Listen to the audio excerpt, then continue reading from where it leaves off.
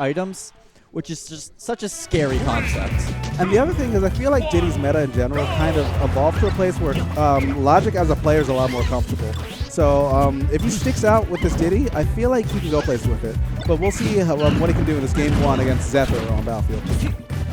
You know, so far, Logic just taking control of the stage, Zephyr fighting for it back, creating a ledge guard situation. Yep, and all that damage off that cross slash, off an anti-air too. Cloud's already at 54, but as long as Cloud's not glowing, you were saying? Mind. Yeah, now it's kind of getting scary a little. The blast zones on the battlefield are big, so that'll give him some room to. Yeah, Diddy's not near death percent yet. Now could be soon if he's just on point with his ledge guards and ledge traps. Well, man, Logic, he's managed to make it back to the stage, and he's but Cloud's, or I'm sorry, Zephyr's so good at just pushing him back off stage. Yeah, I mean the stage control for Zephyr looks kind of stifling right now, but Logic's one of those players. All it takes is one. Yep, and that could be the start of some. Nice command grab there. Yeah, that was good. I like the banana toss actually, just to force Logic in the shield. Now Logic playing so safe right now, doesn't want to get caught by a cross slash or anything like that. Yeah, I don't think Zephyr's really going to pull the trigger until it's 100% sure that'll happen though.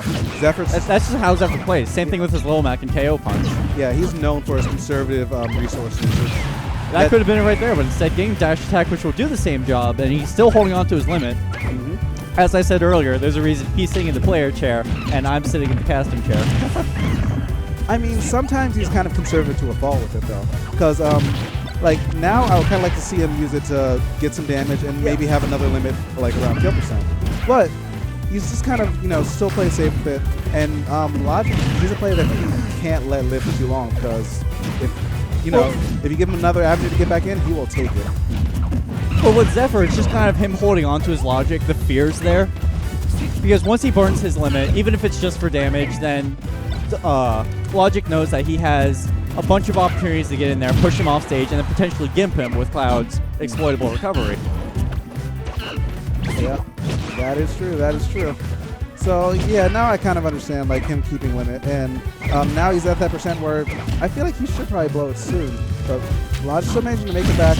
And that is it. The cross slash, baiting pretty much a tomahawk cross slash. And that base not Logic, and that's going to take game number 1 for Zephyr. I think Logic was looking for a monkey flip there. Just expecting him to be holding shield after a whiffed attack.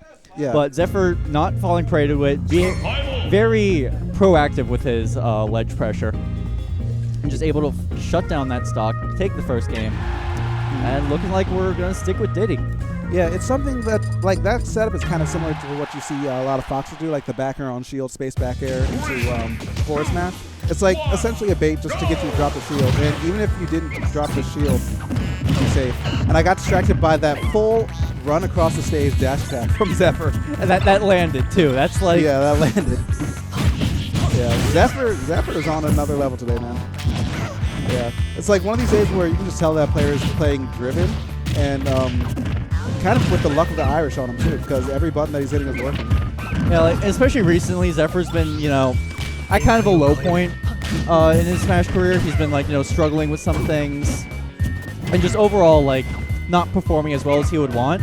It seemed like today that's coming in, getting a sweet down air spike, having to burn limit though, but I think it was worth it. But the thing that set that all up is that Logic was going for the Smashfield platform, and it just started moving out of the way, and he's had to recover low. And Zephyr, that was a good down air by him, but it was all press baited by, you know, just a slight misinput from Logic. And then nair to up air to nair. Zephyr with these custom combos out right now, just running away with the match. Yeah, Cloud with a little taste of rage at like maybe 30-40% is really scary because like his aerial combos, even though they aren't true combos, are 50-50s that always are against you. If you air dodge, he'll punch that landing like 3. And that down throw to back air, this is looking really bad for Logic right now. Yeah, he's down a full stock at death percent with Cloud's limit. He's going to have to pull some very interesting tricks here if he wants to bring himself back into it. And that could be one. No. Not yet, no. Limit saving him, that fall speed coming in. It is true that Cloud's weight technically isn't changed with limit. He just becomes a fast faller, right? Bingo. Yep, you got it. Okay. I know that's a common misconception. Yeah, so he lives further off the top. And just calling him out with the glaive beam. Yeah, I mean, that's one of those things, like, it hits your shield, or, like, you see it coming at you, it's like, all right, I can roll, or all right, I can take an option.